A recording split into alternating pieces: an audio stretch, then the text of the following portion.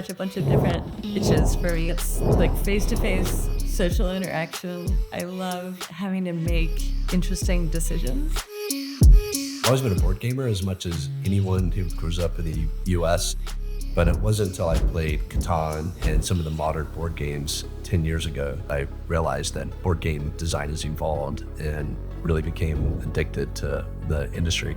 I have been recently more into co-op. I like everyone against the board, everyone working towards the same goal. I say this because I play a lot of games with my daughter, so it's like either I beat her and I'm winning over a 10-year-old, or she beats me, or I'm like, oh, I lost to a 10-year-old.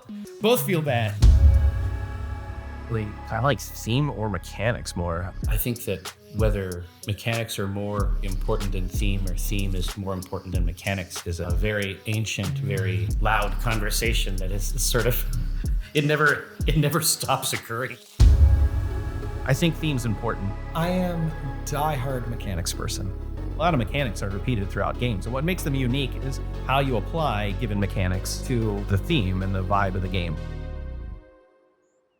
When you have a bunch of mechanics that kind of cohere into something that creates like a real like evocative experience rather than just a whole bunch of mechanics. You can equally have something that's too thematic, and then you have something that doesn't hang together. If you have something where you explain the whole game and then towards the end you throw in a little curveball or a little twist in the rules that makes everyone go, sometimes you have the theme and it's solid enough. Well, yeah, like this is the theme, the mechanics really work in it. And we think that works for people who don't play many games. They'll get suckered in by a really good theme and you're like, yeah, that's how I get their interest. People who play a lot of games, I almost find the reverse when there's like, you've explained them that one little mechanic and they don't almost then disregard the theme. If they hear that thing that's going to make them recontextualize how to think about the game, it's the moment where you can explain it and someone can just go, but that means, and you're like, yes, that's it. Yeah, that means.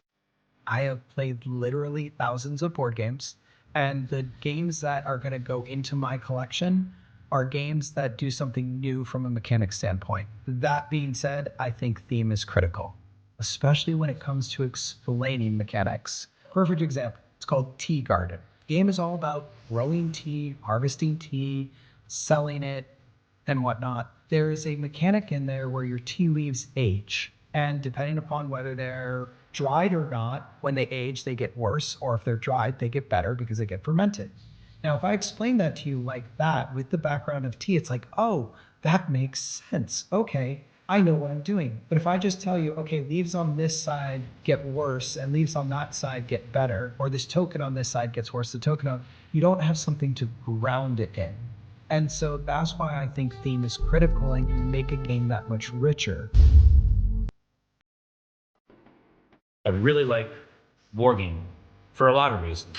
But one of the main reasons that I like it is that the theme and the mechanics are completely synonymous.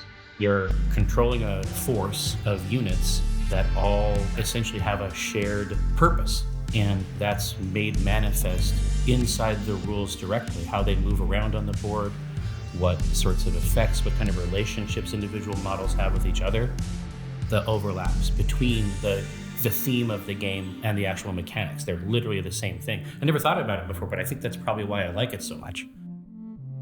There's something really special about seeing people get into a game that you've created. You start to feel it and you start to get reminded a little bit about like why you got into this in the first place.